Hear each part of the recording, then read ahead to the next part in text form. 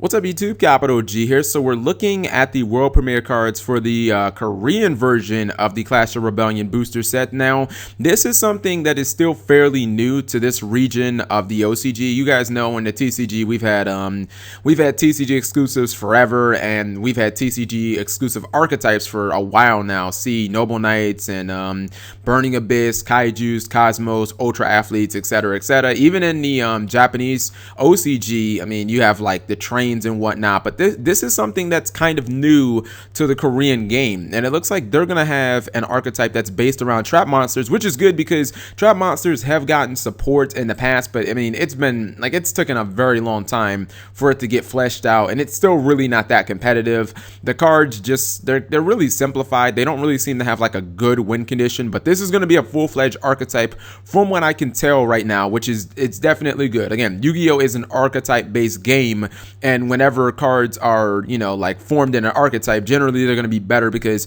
it means that Konami can give the cards, you know, like they can make the support for it a lot more potent because they know that the support is mainly going to work best in this one little archetype, and it, you know, it's generally hard to like splash in the other decks. So this is the Burgestama, I hope I'm pronouncing that right, the Burgestama archetype. Again, they're trap monsters. This is Burgestama Olenoids. Man, I'm probably butchering these names so hard. It's a normal trap, of course. All of these monsters or trap monsters, they're all normal traps, by the way. It says effect number 1, you can target one spell or trap on the field and destroy it. Okay, so basically like a dust tornado. Effect number 2 is really what makes it cool though.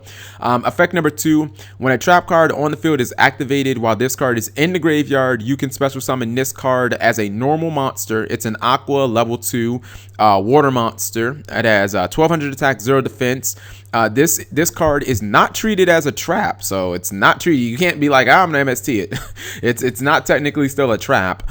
If it is summoned this way, this card is unaffected by monster effects. Also banish it when it leaves the field. So this is really, really good. I mean, I guess there could be certain matchups where it could be just like awful. If you're playing against a deck that doesn't really run defensive back row like Necroz or Cosmo, then you know you might not be able to use this card effectively. I would imagine that would just be a terrible matchup for this deck in general, but this card should be pretty practical against other decks. I mean, as long as I don't think you're not going to be able to chain this to like the activation of a counter trap or something like that, but as long as your opponent is playing any legitimate defensive cards or defensive traps, like this should be a really good card. And again, its first effect is just basically in a nutshell dust tornado. The fact that you get to summon it as a monster, it's pretty good. It's unaffected by monster effects, so if you kind of protect it, it should be pretty decent. Okay, our second card is Burgestama Hallucagenia. I'm not gonna lie, this card's name was so difficult to pronounce. I actually went to howtopronounce.com and put the card in, and I got there you go. So that's how I knew how to pronounce the card name. It's not because I read it and I was like, oh my god, I instantly know this name because I use it all the time in my daily dialogue.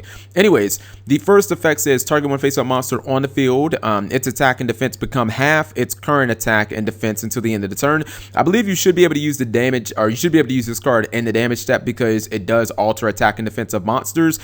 This does seem pretty good for taking down taking monsters down the size, because you know, like these monsters are only, well, when they summon themselves back as like trap monsters per se, they're only 1200 attack, so you might need some attack modifiers. The second effect is actually copy pasted from the first card. So basically anytime that there's a trap on the field and it's activated while this is in the graveyard, you get to summon it as a token. Essentially, well, it's a normal monster. It's not technically a token, it's a normal monster. Again, it's water, it's level 2, it's aqua, 1200 attack, 0 defense, and it's unaffected by monster effects. You know what I just realized? You could actually, like, you can summon these off of each other. Just like it doesn't have to be your opponent using a trap. These cards can trigger the other cards in the graveyard. So one Burgestama could actually be triggered by another one. And next up we have a Burgestama Canadia. Okay, that one wasn't that difficult. This is a normal trap, and the first effect says target one face-up monster on the field. Change that target into face-down defense position. That's good because it's basically just a trap version of Book of Moon. So I mean, that's really simplified. Like, I'll basically just take into context like Book of Moon and how amazing that card is and how it's been I want to say almost like a damn near offensive staple for like the last year, except in like Cleafort, like every deck in the game uses it because it breaks up extra deck monster plays. It stops attacks. It puts monsters in usually their most vulnerable position. It can let you use flip effects again if you're playing a deck that uses flips like Shadows or something like that. And then it looks like the second effect is again copy pasted from the other ones. So this seems like a very practical card because it's just Book of Moon, and people have been wanting Book of Moon to go to 2 and 3 for quite some time now.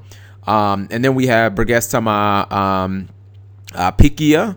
And this guy is discard 1 Burgestama card, then draw 2 cards. I think I like this one the most because this is anytime you get draw power in a deck, I'm like, okay, point me at it. Like, I like that. But the fact is, you know, you can activate these guys from the graveyard. It doesn't matter how they get to the graveyard as long as they're in the graveyard. Now, obviously, they banish themselves when they leave the field.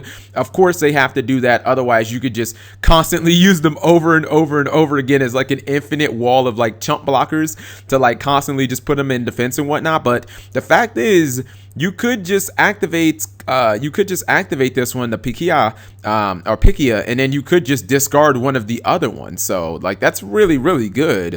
You get the draw too, and they actually have an Xyz. Now at first when I saw the Xyz, I was like, wait a minute, how are you gonna make this Xyz if they're trap monsters? But again, we know that these cards are not treated as a trap. They are technically monsters, even though they, you know, there'll be traps on the field, but they're not technically traps. They are monsters. And this is Burgestama Anamalous. And let's see, it's definitely a rank 2 with 2400 attack. Holy crap. that is really strong for a rank 2. My goodness, this is like the Goyo Guardian of rank 2s. It's an Aqua Xyz, rank 2, 2400 attack, 0 defense. I just noticed something. All of these cards have 0 defense, by the way, so that's kind of interesting. It takes 3 or more level 2 monsters. Oh man, I was really hoping that it would just be 2 of them, but I guess I kind of understand it because of those stats. The good thing is it is generic, so I might like totally have to splash this into my Monarch deck because, you know, Rodin Totem, Swap Frog, Dupe Frog, all level 2, it's a thing. Effect number 1 is unaffected by all other monster effects. That's good. No condition there. Effect number 2, once per turn, if a trap card is sent from your Speller Trap card, or excuse me, your Speller Trap zone to the graveyard, you can excavate the top card of your deck. If it is a trap, add it to your hand. Otherwise, send it to the graveyard. That seems really good in this deck because, like, even if it's not a trap, then excavating is just not bad. You know what I mean? Like, excavating is never really bad. I mean, if it is a trap, you just get a free +1. So like I see that as a pretty good effect. And then also the fact that this effect doesn't have to detach materials. You just use it at no cost, essentially. Effect number 3, during each player's turn, if this card has a trap as an Xyz material, I knew it was going to have something like that. They had to give it an effect that works with this deck. If this card has a trap card as an Xyz material, you can detach 1 Xyz material from this card, target 1 card on the field, and destroy it. All right, that's pretty good. Essentially, it's just a quick effect that blows shit up as long as you make it using like a Burgesta monster. So right now, the archetype looks definitely interesting. Again, we don't know when this is going to come to the TCG, as our version of Clash Rebellion obviously doesn't have these cards in them, and it could be a very long time before we see these cards. I'm thinking that if you run against a conventional deck, this deck should do okay. If you're running against a deck that uses very low traps, it might be a little difficult, as you know, this guy might not be that good because his effect primarily is just kind of like a dust tornado. You want to get some value out of that.